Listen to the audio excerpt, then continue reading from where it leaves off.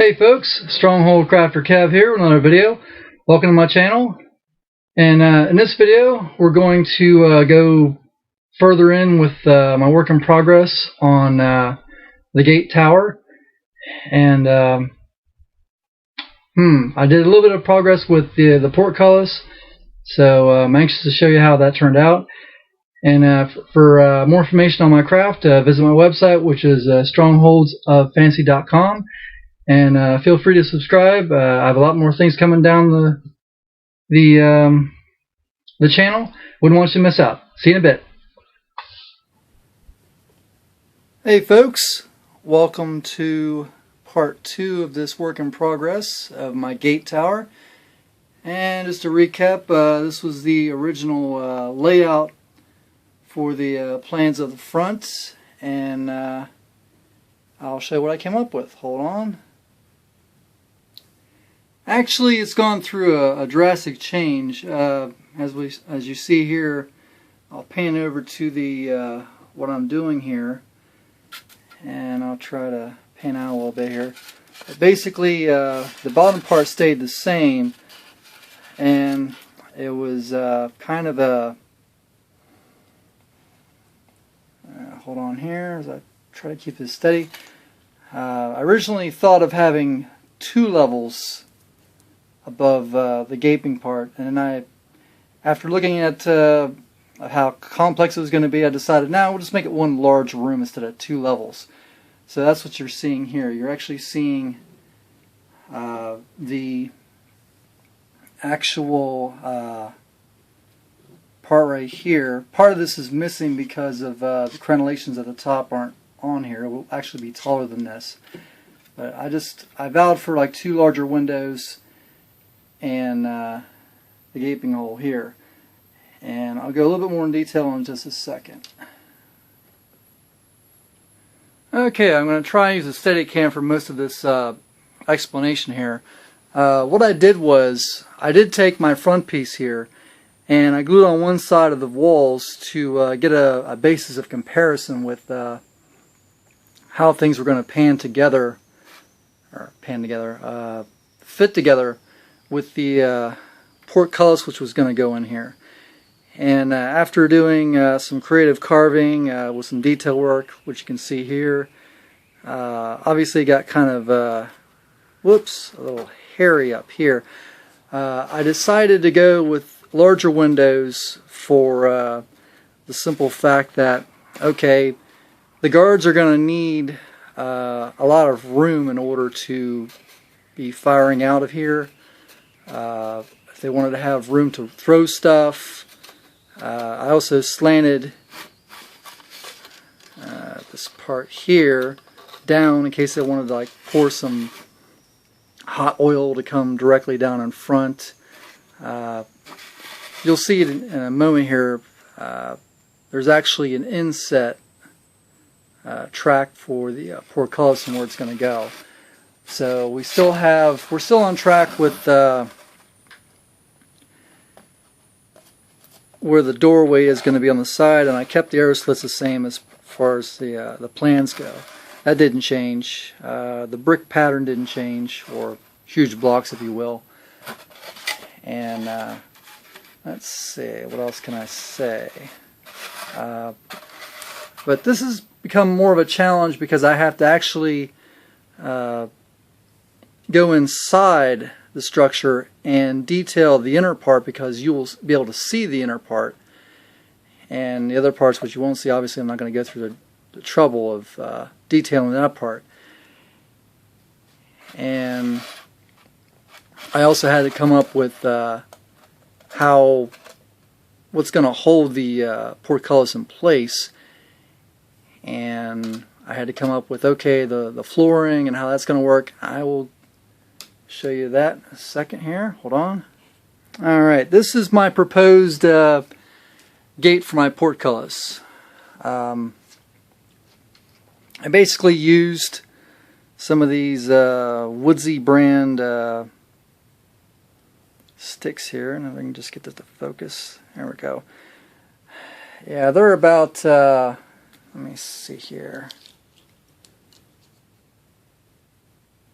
they're about a quarter of an inch wide, and they're, I can't remember how long they are, but the main challenge I had to figure out was, okay, how long does this have to be able to raise up, and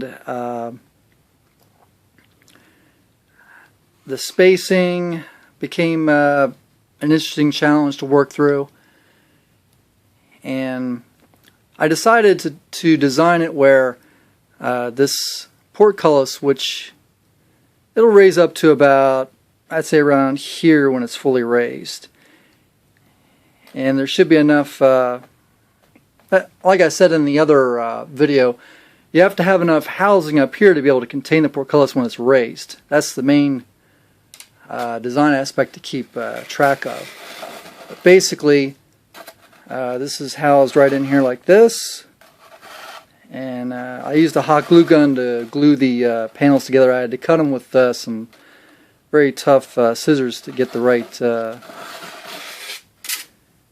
right shape, and I just made them blunt on the ends there just to give that kind of spike-like look. And so basically, I didn't really measure them. I just pretty much put them in here and just to see how much space they would need to slide. And believe it or not, the polystyrene has just enough friction to hold it in place. So once I have both ends on here, it'll actually keep it in very good place until I'm ready to raise it or lower it. And this is my other concern was, okay, I'm going to have this piece here, which is going to be the insert block on the top of the roof, along with the crenellations going around this with the flooring. And I was concerned about it being too top heavy, and but after having just one set of a portcullis in here, I'm not too concerned about it being top heavy, because this portcullis has actually got some very considerable weight considering how thin it is for what it's going to be used for. And let's see here. I'll try something else here. Hold on. Okay. I also traced out the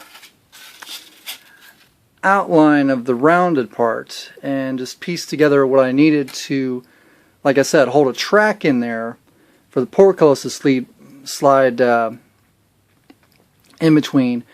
And then I had to come up with a flooring, obviously, which is that piece here, and I had to come up with some kind of concept for some murder holes, slots, whatever you want to call them. And this is just barely holding on here because it's not all glued into place yet, but basically this is what you would see from looking from behind the portcullis. So we'll just take this off of here, and you can see that that's going to support that basically. But I also had to have, the challenge was having a right amount of space for that portcullis to slide up on both sides of this flooring. And from a miniatures point of view, I had to think that, well, okay, there's all kinds of things I could do with this. As far as how much space do you give them for murder holes?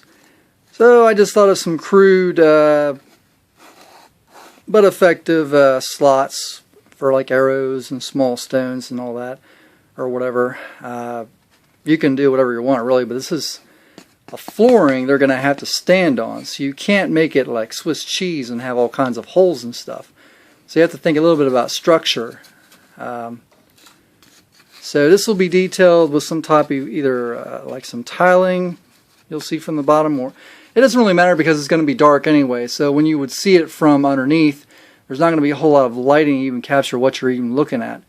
So I'm kind of like, well, I could have made the slots a little neater looking, or you just could say the story as well. The commander wanted some holes, and he just cut through the floorboards, and they've just received some battle damage also. I mean, you know, it doesn't have to be totally neat, but at the same time it's got to be functional. So now I have to, now that I have that part done, I know the thickness of the portcullis, and I know how to do these parts, because I'll have to double that on the other side. And it'll just be a matter of fitting things together. I'm going to probably glue this piece on next once I'm satisfied with how things are going together, and more than likely the back piece will be glued on last to put it all into place, just so I make sure everything is working the way it's supposed to. So it's been quite a challenge, and I'm happy how things are turning out. So that's where we are. Thanks for watching. Bye.